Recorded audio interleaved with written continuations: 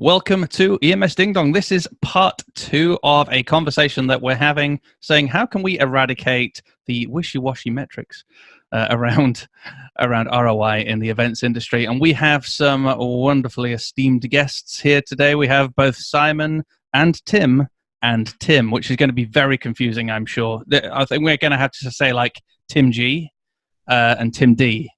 And I'll do that at the same time. Is that cool with you guys? That's completely fine. Make a D. Yeah, Tim D. That's brilliant. And so I'm not sure what Simon's rapper's name is going to be today.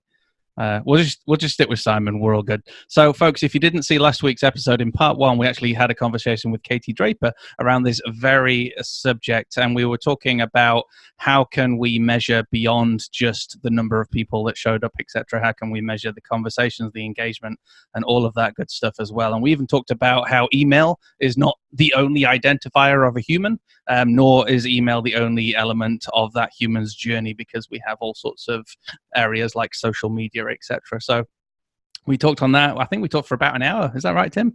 And I highly recommend, folks, that you go ahead and check that out. But we know that we only scratched the surface. So what we want to do is continue this conversation, talk with these fine chaps who've joined us, and really just dig deeper into this. So again, if I can encourage you, check out the show notes below and we will put a link to it. So before we carry on, what I would really love is if we could all do a little bit of an intro for ourselves, no longer than 60 seconds, a bit like the old networking elevator pitch. So Tim G, do you mind starting? Of course. Well, it's great to be here. And so let's, as a quick intro. So I'm Tim Groot, G today. I am the co-founder and CEO of Grip, and we are a leading AI-powered event networking solution. So really how we work with about 500 events a year now, ranging from small conferences and networking events to huge trade shows all across the world. And in that process have managed to figure out great ways to measure the success of an event when it comes to kind of return on time in terms of meetings or kind of sessions attended, and really trying to find new ways that we can measure success of an event beyond how many people came through the door and how many came again next year. So really looking forward to being part of the discussion, and quite excited on this topic as well. So what you're trying to say is you're at the right place for this conversation. So that's really helpful. We've also got young Simon. Simon, can you let us know who you are? I'm sure the people who've watched the last 2 episodes will know, but let's do a quick intro for you as well. Yeah, sure thing. So Simon Daniels, great to be here. I'm a marketing operations consultant, so I help organizations with their marketing data, technology and process challenges. That can be things including marketing automation, CRM, audience build, measurement and reporting, and ultimately ensuring that marketing is having the impact on the business that it's meant to be, which is all about ROI. Awesome. Well, folks, my name is Lee, and I'm actually on 2 sides of the pond here. Not only am I a supplier to the events industry with Event Engine, which is with my partner Tim, but I'm also an event organizer in my other space. We've built up a community, Agency Trailblazers. You'll see the logo behind me. And we've got a community of agency owners, that's design and graphics agency owners, who will rock up online all year round, and then we have our yearly party for those as well, which is our big event. So I've got both sides going on, and this EMS Ding Dong is awesome for me because obviously I get to learn from these sorts of experts who come and see what I can apply to next year's conference. Tim Davis. Tim D. Tim D, business partner with Lee J. We run Event Engine, and in essence, we're an integratable CMS platform for events. And I say integratable because it's built in such a way that it can integrate, synergize with with pretty much anything. It can keep up to date with new technologies. So that's really why we've launched EMS Ding Dong, because there are so many technologies to integrate that should be integrated, and that we need to know about all of them. So yes, here we are. All right, so I promised I'm going to start with the new boy on the block. That's Tim G.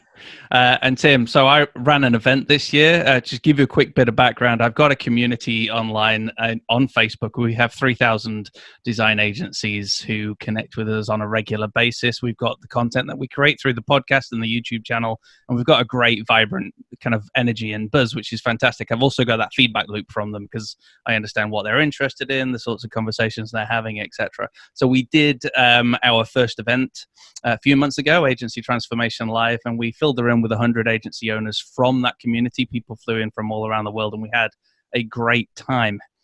So for me, as an event organizer in that case, I was very conscious that I wanted to kind of get a gauge for the room and find out whether the sponsors, the exhibitors, the speakers, and also the attendees, in no particular order, got immense value from the show, because I want them all to take a part. I want this to become the yearly party of our community. I want our sponsors to be return sponsors because they got value, etc.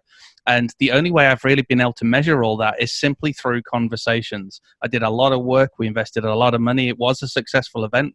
As far as I could tell, it was financially successful, which was great. But with regards to how people interacted with it, with regards to what people got out of it, I only really have third-party information, and I'm doing that through calling random people, through friendships, through looking at comments on pictures that we're taking during the event to try and extrapolate, whether or not I got, good return, or whether or not these are people that are going to want to keep booking and keep coming back. So that's the situation I'm in. What do you think I could be doing to make sure that I am creating an event that people do want to keep coming back to? Very great. It's a great question, and thank you for the context, because that's, I think, like, the context is a key piece, because whether you organize a corporate event where you're talking about brand awareness, or whether it's more of a community event where you really try to kind of provide a service to the community and make sure that every side kind of achieves its goal, is crucial, right? So I think that's, first of all, that you have that understanding of the goal of the event and what you're trying to achieve, I think is very important, because not every organizer has that kind of clarity. And then I think in terms of how you can kind of start tracking and measuring that success, it kind of first starts with understanding the objective of each individual partner. Was a visitor there to be inspired? Well, if he was there to be inspired, you could maybe look at what kind of sessions they attended.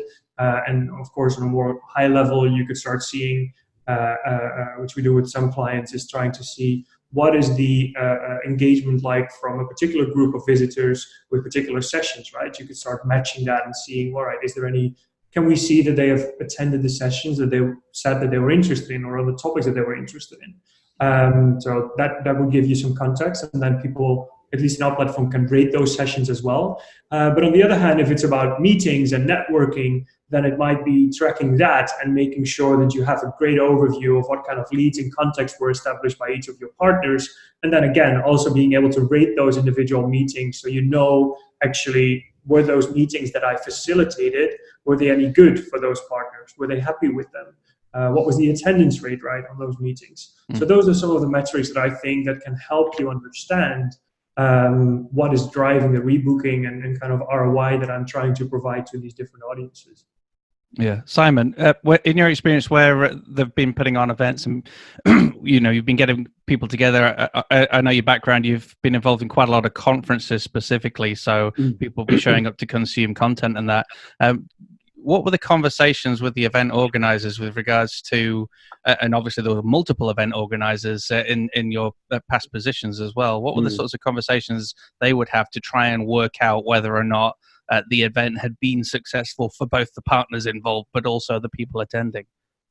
Yeah, I think building on Tim G's comments there, the critical starting point is to just consider exactly what sort of events we are talking about.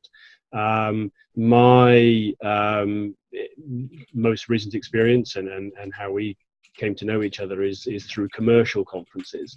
So very much a premium delegate experience, where there are people paying to attend the conference and there are people paying to have a presence at the conference in the form of sponsorship and exhibitors and so on. So clearly, they have different expectations and requirements in terms of outcomes and return on investment.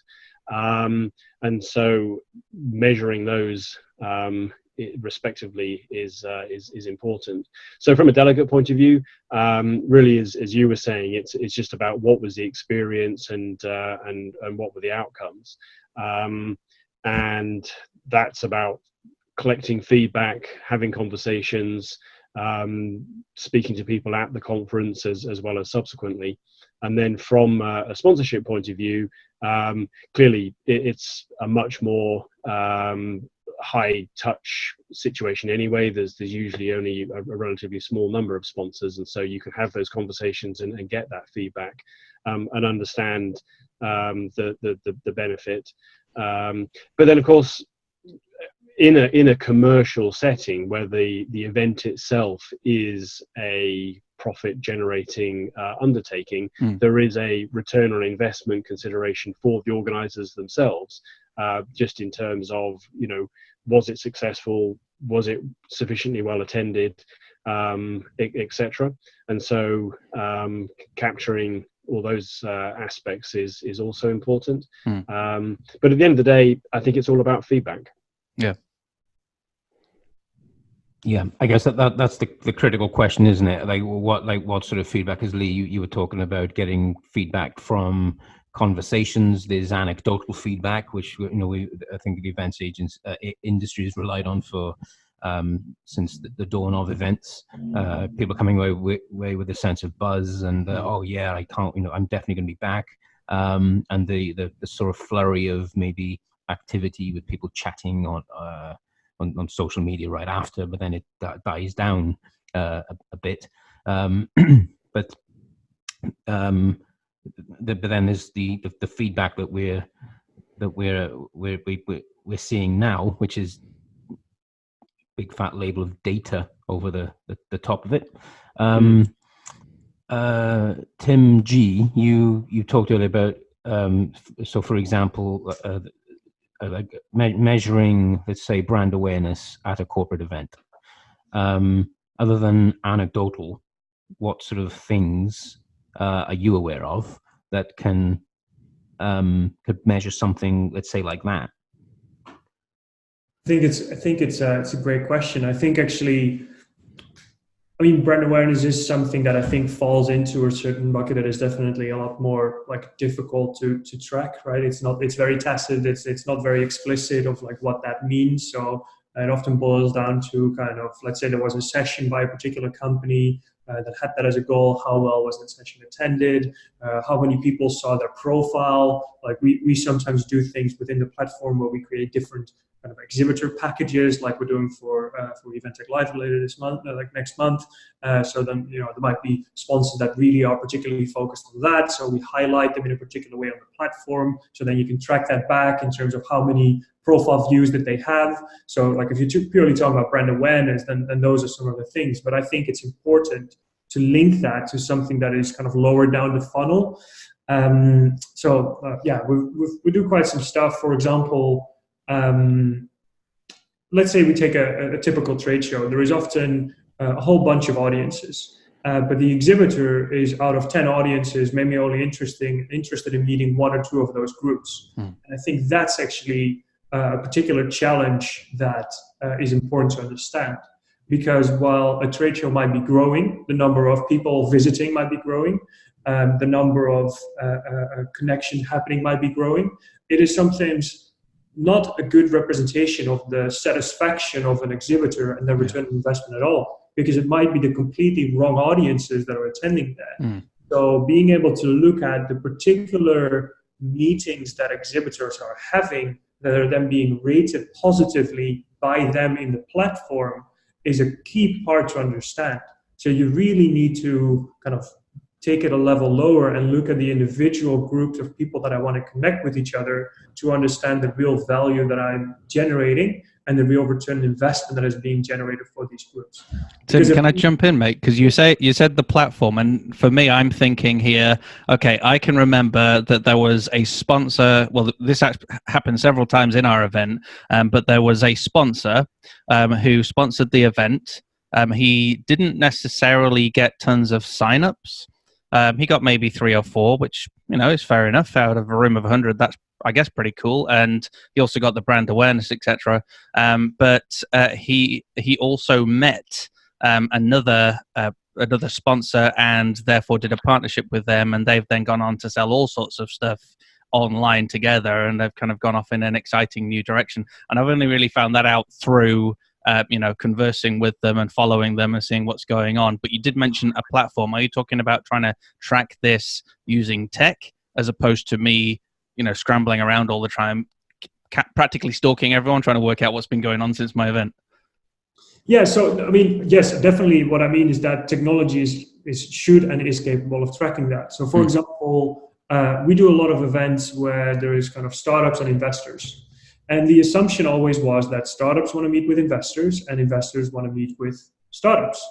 Now, what actually is the case that more than 40% of the time, investors don't want to meet with startups, but they want to meet with other investors. And that was kind of a hidden value proposition or a reason why investors were going to events that no organizer really understood, which is kind of what you're mentioning here, which could be seen in the data, right? You could see that a whole bunch of your supplier interactions are with other suppliers. And it's because they are actually there to partner with each other. And this is a unique place that they can actually meet different partners. So it is basically just looking at the connections that are being established. Might just be kind of a fancy core diagram to see actually what groups of people are we connecting. And if we see that there is way more being established that we didn't expect, then digging a little bit more deep into that and saying actually which kind of people or companies are having particular connections. And is this something that we should highlight to our exhibitors to say actually 30% of connections that you meet are with other partners that you can actually collaborate with. So it's digging into the data and figuring out what might be hidden value that you're generating that you might not potentially be aware of by just looking at the high level numbers. And that's certainly something for me as well, is that I don't really have much data. All I have is feedback that I've had to gather. A lot of this feedback has been volunteered as well, where people have emailed in saying that event was amazing. This is the best event I've ever attended in our industry, which is nice reviews. And that makes me feel warm and fuzzy inside. But that's just stuff that's either been volunteered or that I've just had to go out for, sending Facebook messages to people saying, hey, how did the event go? Or giving the sponsor a call and saying, so how did that go for you? And 2 of the sponsors instantly said, yes, that was amazing. We want to sponsor next year. Let me know the prices, etc. So that was positive, but that's me having to be very proactive and having to chase people. And as the event grows, that's not really sustainable. That's not going to be the way that I can do that. And I can't really present as well to other sponsors kind of a history or a path of what went on, because a lot of this is just anecdotal stuff that I've had to glean and gather. And I guess this has been an issue for event organizers for many years prior to some of the cool and scary, I think, because AI, the word AI I saw on your profile the other day, that scares me. I always think of Skynet. Well, I'm not scary at all. Don't worry. But actually, on that point, I think like in order to be able to, this kind of is related to this entire thing, is you want to make sure that you're correcting profile information that actually contributes to that measuring of ROI. So a lot of organizers will ask registration questions such as, what seniority level do you have? Or, you know, the quite descriptive information about them. But there is a group of questions, like intent questions, that I think can be extremely valuable, both in order to measure the impact that your event is having, but also to present that to potential partners. So some savvy organizers might ask questions like, what are forthcoming projects that you're working on? Or what are particular products that you are planning on buying in the coming 6 months? So you actually get a very strong intent, which results in you being able to go to partners and say, 40% of people in attendance is looking to purchase new event management technology and is particularly interested in platforms that are powered by AI, for example. You know, if somebody comes to me with a story like that, the expectation that I'm having and the confidence I'm having in generating a positive ROI from an event like that is much more likely than when it's just like there's going to be a bunch of managing directors from event organizers. So, Simon, in your capacity, you advise a lot of a lot of event organisers with regards to the setup of their event, etc. We're talking about ROI here, and obviously, you mentioned earlier as well that we will often think of what's the return on investment for the event that we did. So I could look at the numbers of Agency Transformation Live and see that it made a profit and that was good and that people showed up.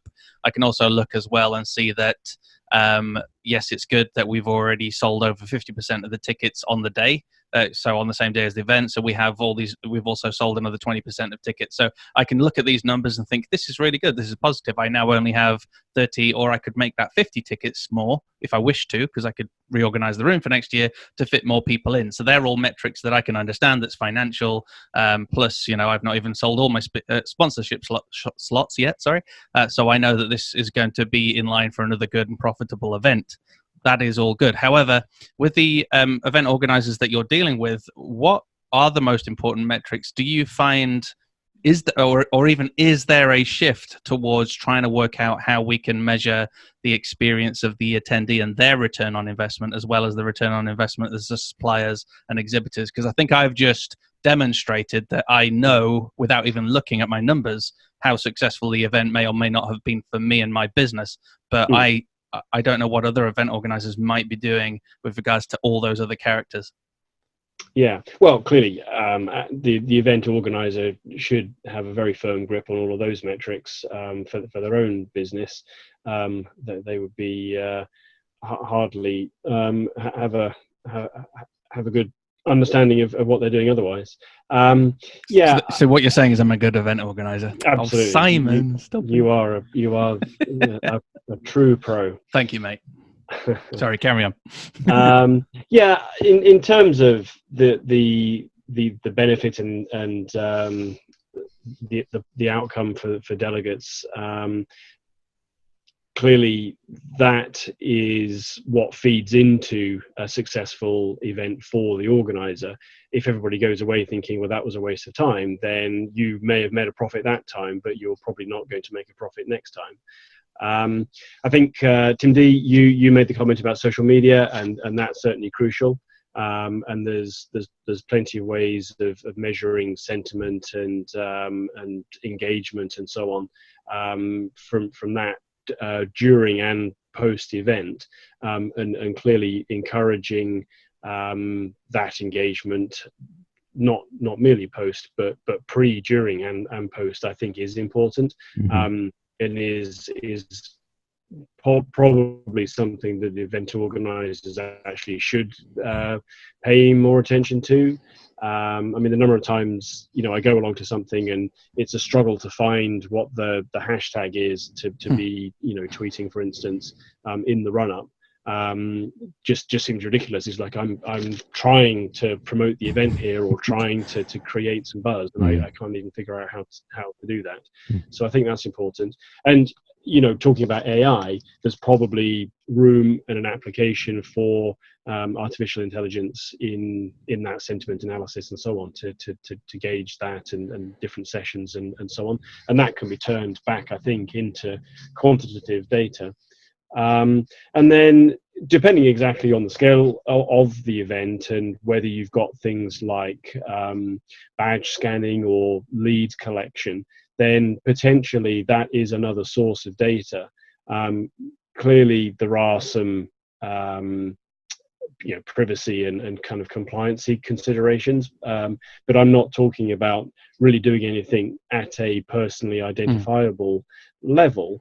But if you have a central lead capture solution, for instance, then you can be measuring the volume of leads captured and perhaps individuals' level of engagement, which can all feed into whether it seems like delegates are getting something out of it. So that can feed into the kind of sponsor packs and information that's shared with them regarding the event. So just making sure that you're capturing and utilizing all of the available data is going to be crucial. Yeah, you're absolutely right. I'm thinking as well, I'll often not give someone feedback if it's not easy. and the amount of, say, holidays, it's kind of not related, but it is. Because if you look at TripAdvisor, you know, I rarely go on TripAdvisor unless I have an outstanding experience and I can be bothered to feedback. If I have a really bad experience, I am on my way to TripAdvisor, and woe betide if you're the hotel or the restaurant that, you know, upset me. So, so I like what you're saying here about utilizing the data that you have, using the technology that's available. I mean, some of this technology as well, we've actually had for a very long time, haven't we? Sure.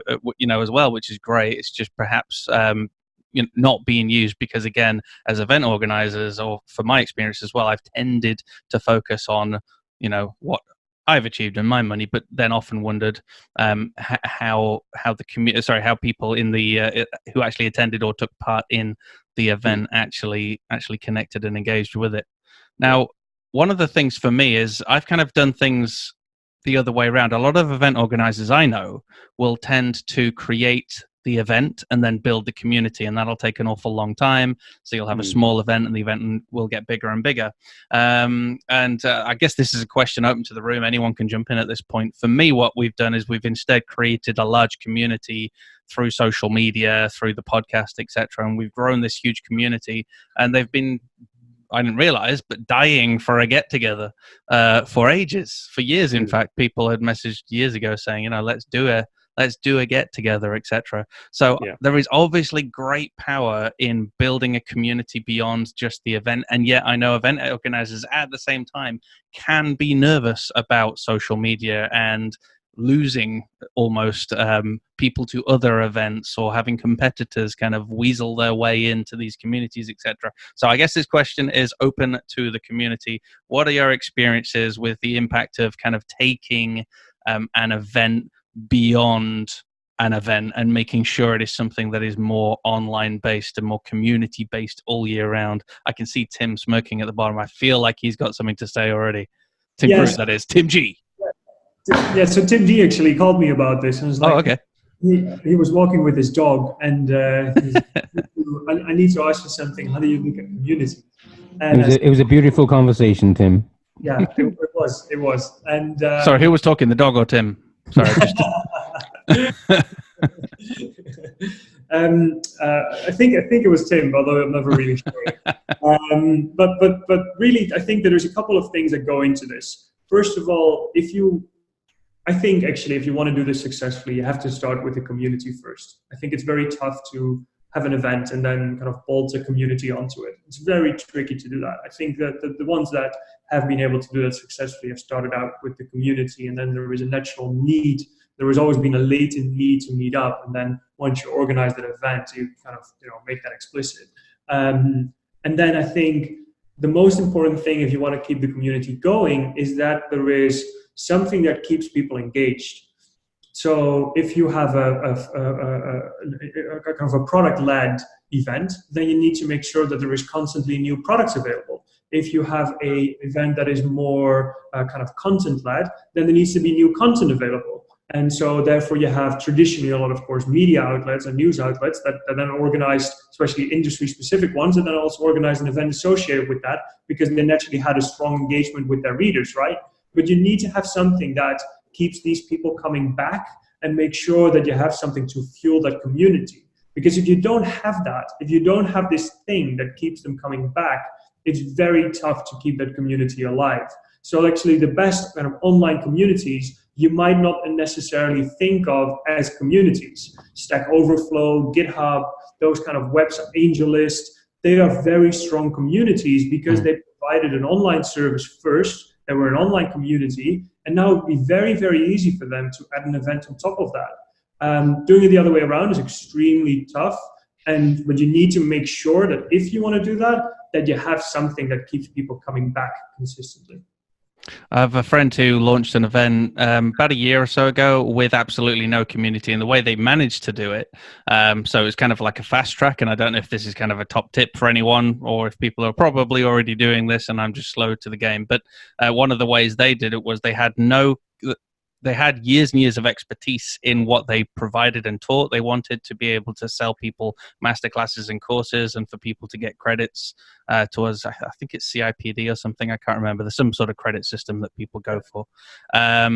So they wanted to create that event, and the way they did that was utilizing social media and putting the demographics of the ideal guests for their event into LinkedIn, and spending an awful lot of money. I think they was paying around maybe approximately £50 per converted ticket in the end on LinkedIn. So finding those people, putting messages, providing content, etc., and then getting those people in the room. And I believe they got about 200 people in the room. I'm being vague because I don't want to share who it was and that, obviously people's privacy, but I was really, really impressed. They managed to get around 200 people in the room. And then what they've done, kind of filling in from what you said there, Tim G, is continuing to provide content. So they're continuing to provide content through podcasts, through written content as well, but also producing new courses and that, and then ramping up to the next year event. So they managed to start with 200 guests of a community that practically didn't exist and create a community overnight, but then didn't leave that community to go dusty,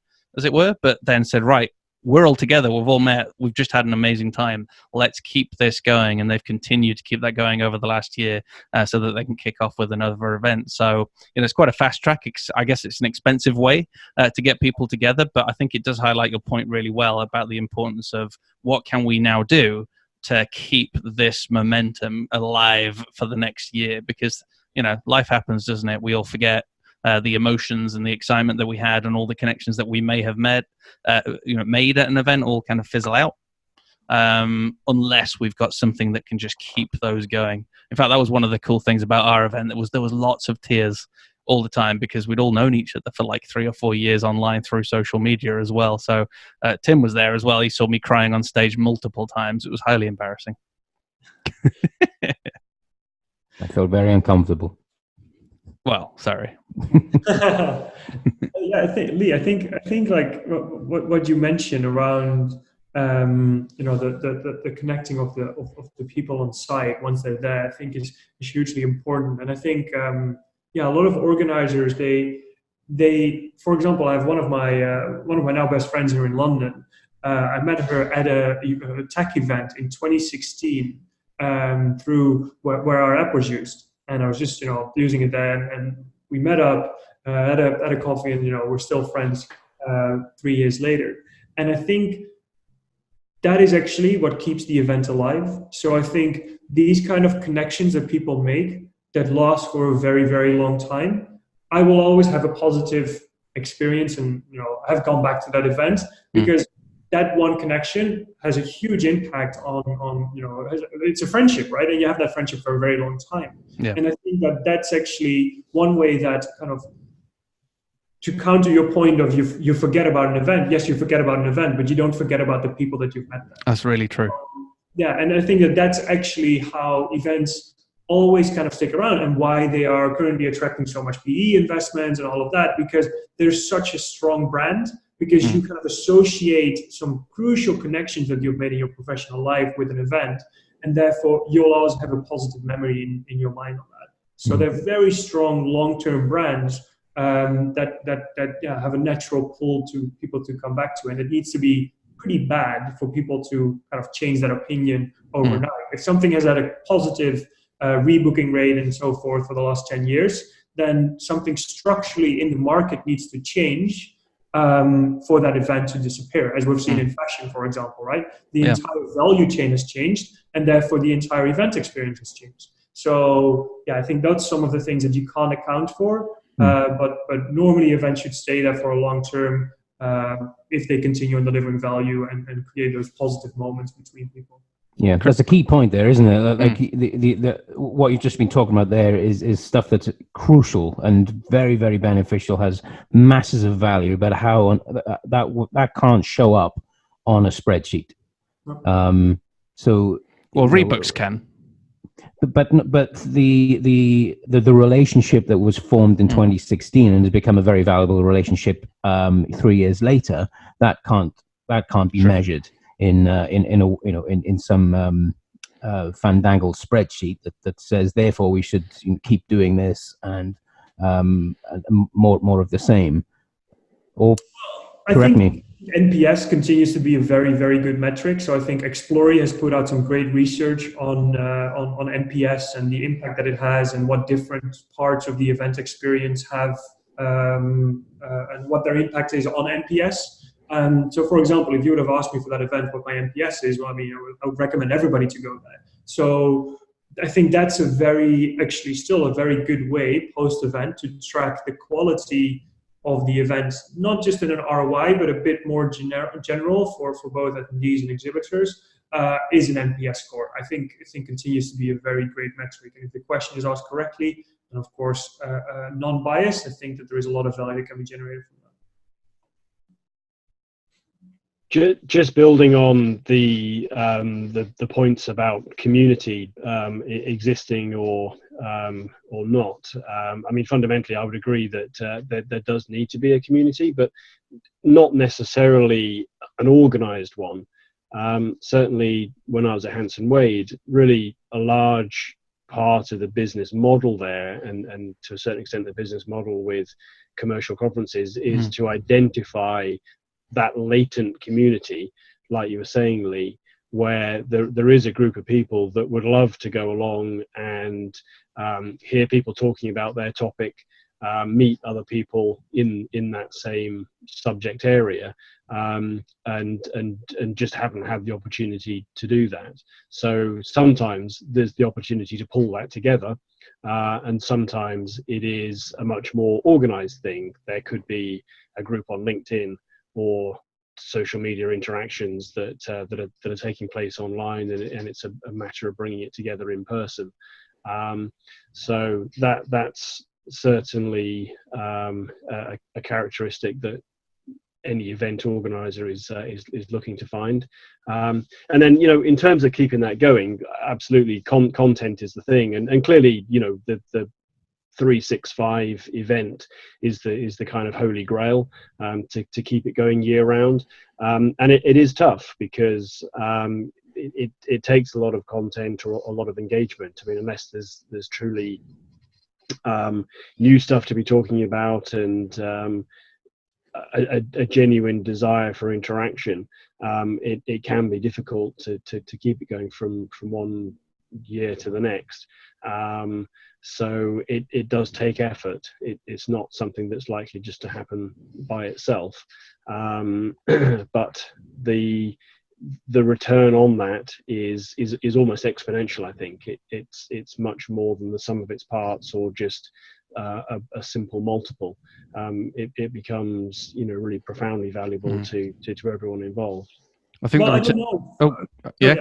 Carry on, Tim.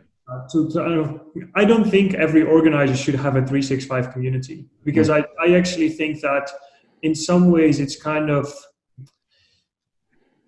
wishful thinking almost to expect that the type of interaction, the level of engagement that you can get during a 2, 3, 4 day event, to expect that to be able to be established all year round. It's just never going to happen. You have already so much of someone's time and money that is invested in them coming to your event anywhere across the world, right? People are traveling away from their own bed, which everybody loves, and they come all the way to your event and they invest the time to go there. Don't expect that, every single day of the year. Just make sure that first of all, you increase the return on time that you're delivering at your event. And there is still so much opportunity to improve that, I think, for a lot of the organizers and a lot of the events being organized. And I think naturally it will therefore strengthen the community that will find itself, and then figure out how you can, in a simple or a streamlined way, support that and facilitate those interactions. I think for a lot of organizers, it wouldn't be feasible to go and pump out content multiple times a week. It's a huge investment, and yes, some can do it, but it wouldn't be feasible for everybody to do it. You have big corporates and companies within a space that are organizing their own content because they want to drag people to their website. Content is king, but it's a commodity now. So, you need to be really, really good if you really want to stand out as well. So think very carefully, and not everybody should be a kind of 365 community, I think. Yeah, no, I completely agree. It is easy for event organisers to get hung up on the idea that their delegates should be hanging out online with each other and interacting and conversing all through the year. And yeah, it's just not realistic and possibly not even desirable. So it's a matter of not forcing something that just isn't going to happen naturally. Have you seen? I would challenge everyone's perceptions, because there are, for example, one lady who is in dentistry of all things. Okay, and that does not sound like something that you can create a series of events that are around the world, and a huge, massive community of dentists that are not only a massive fan of this lady, but also are constantly communicating with each other online and supporting each other. They have a massive social presence. They've got these private communities that they're all part of, and my mind was blown. So yes, I agree. There are certain businesses that can't necessarily invest in tons of content. There are probably certain industries as well where people aren't going to be hanging around all the time online. But I would also challenge the perception of any industry and say, actually, is this something? Is there potential? Because I would have not put dentists in that space at all. I mean, her next event's in Jamaica. It's insane. And she's doing so flipping well with it. She was actually at Chris Tucker's conference last year as well. That's the Upreneur Summit, and was sharing her journey over 2 years of creating a social presence, creating a community of dentists, etc., and how it's just completely exploded. All event led, but also with everything she's doing digitally and socially as well. So yeah, but also on content. I mean, we pump out, as Agency Trailblazer, we're pumping out tons of content every single week. So I recognize that an event organizer that might be doing, say, 50 to 100 events in a year across many different industries, that's practically impossible to churn out enough content. If they want to do it weekly, they're going to have to do something like Tim is saying, Tim G, that is. It's something at least to keep that ball rolling, but it's not, I guess, feasible for absolutely everyone. Tim D, you were going to say something. I was going to ask Simon if you have seen a change in recent years at a sort of the board level with the you refer to the 365 as being the Holy Grail, and I think it's still there as the Holy Grail, but sitting on the shelf somewhat. About I'd say even like maybe 5 years ago, everybody was talking about 365, and now it almost seems like a bit of a we used to talk about that. Yeah. Still, it still is something we'd love to do, but I think what we've just discussed is that some industries they've managed to do it, others haven't.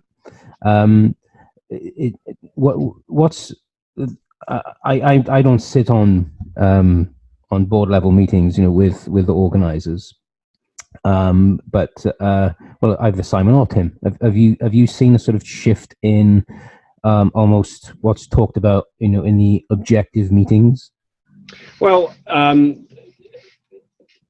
365 is the Holy Grail in the respect that it may be a myth, just as we've said. It may not exist, and it may not even be something that you would want to exist. I think as to whether the objectives have changed, I mean, I couldn't say that I've seen one way or the other people saying, you know what, forget it, we're never going to achieve it, as opposed to, no, we really, really need to do it. As we've said, in some respects, it might just happen. In Lee's example, there's just an individual who has, through force perhaps of personality and enthusiasm, being able to create a community, or empower, or what have you, a community. I mean, I can think of other examples. I mean, in my own sort of marketing technology space, there's a well-known individual who has essentially created a community and almost a category as well as conferences, and through his own prolific output is essentially able to maintain that community year round. But from a commercial perspective, as Tim said, it just isn't practical to generate the volume of content that would be necessary. I mean, you literally are really thinking in terms of becoming a publisher, and that might be a viable business model. And if you can monetize that and have subscriptions and so on, then that's a business. But if it's just a matter of content to maintain interest in the conference, then that can be a slippery slope, or a just become a kind of a millstone. Yeah. I guess against that, all I would say is that as an event organizer, and particularly in the commercial space, but really I suppose any kind of event, what you do need to be mindful of is rocking up 3 months before an event and saying, "Hi, it's us again. You remember coming to our event last year? You haven't heard a single word from us since then. It's as if we disappeared off the face of the earth, but we're back again and we're doing it again." That's not great either. No. So somewhere between a highly engaged community with ongoing content and social media chatter and the other end of the extreme of just silence and tumbleweed, there's got to be something which makes a genuine contribution to those attendees and what they're trying to achieve. But from an objectives point of view, as an organizer, you need to ask yourself, are we trying to make money out of this in between, or are we just trying to make sure that we're maximizing the value of the property that we have when it comes around? Yeah, makes sense. Okay, guys. Well, we have talked for a long time. Doesn't feel like it, but we've covered a lot of ground, and I think I'll say the same as I did at the end of the chat with Katie Draper. I kind of feel like we've barely scratched the surface here of the massive subject of eradicating wishy-washy ROI. So I think what we'll do is hit pause, and we will come back to this in the near future. Thank you so much for taking part. Can I just ask Tim G, how do we get hold of you? Well, I mean, as you know, sometimes a bit tricky to get hold of me. In general, you can reach me on tim@grip.events. That's probably the best place to come. Okay. And Simon? Best place to find me is on Twitter, where I am Marketing Insight Guy, at Marketing Insight Guy, MKTG Insight Guy, or feel free to look me up on LinkedIn. Fantastic. Lee? On lee@eventengine.tv or on LinkedIn. And you can find me, tim@eventengine.tv. We're going to wrap it up here, guys. Thank you so much for taking part, and we'll see you very, very shortly on what will probably be part 3 of this series on ROI. Thanks, guys. Thanks, everyone. Thanks very much.